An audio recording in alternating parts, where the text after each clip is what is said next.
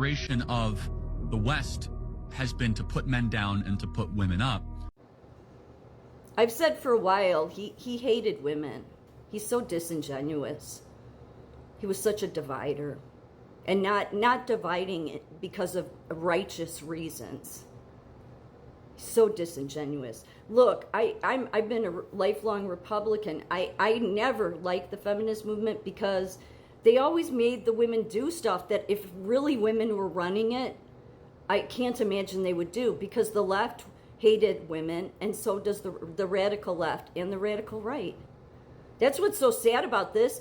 I mean, you know, Charlie Kirk himself proves the Bible that women are the ones that Lucifer is always going after. And for the past 8 years, I saw how the radical left would demand that I have to accept if a man tells me they're a woman. And what did the women's rights movement do? They supported that. They honored men saying they were women. I was like, well, you just destroyed yourself. Thank God, because I knew you were always bullshit to begin with. However, there was women that fought for the rights to vote, okay? That's what he hates, this idea that everything's been about taking men down. No, you've done that to yourself, you Christian nationalist men and you far left lunatic men. Because you both of your sides hate women. Jesus said that. I mean, God said that in the Bible that was going to happen after the original sin. But everything he's saying here is not true, just so people realize. In colonial and early American history, a woman was considered her husband's property under English common law.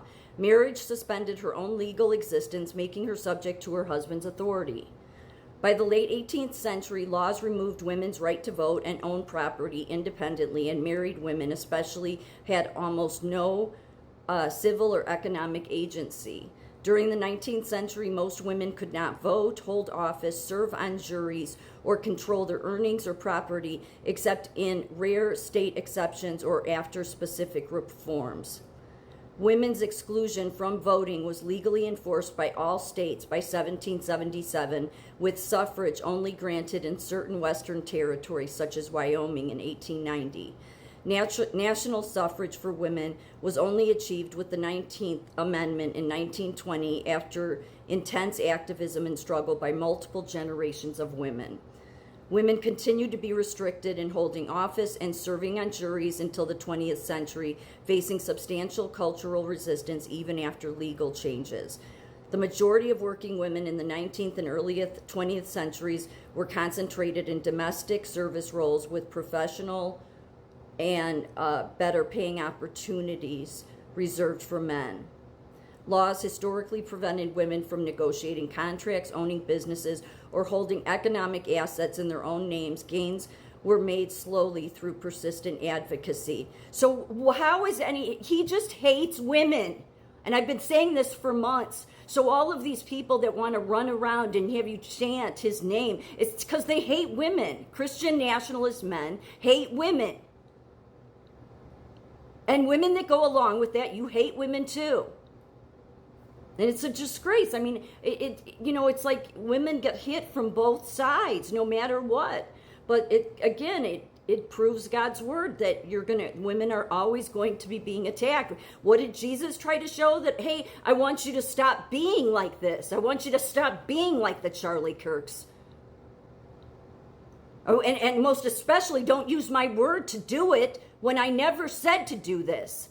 If you want to follow the ex-Roman guard, Paul, then follow your own religion, because that's what you're doing. But really, I mean, at every place I worked, it was like, if a man came in and said, no, I'm a woman, all because they wanted, just to spit all over women, because there's just men that hate women.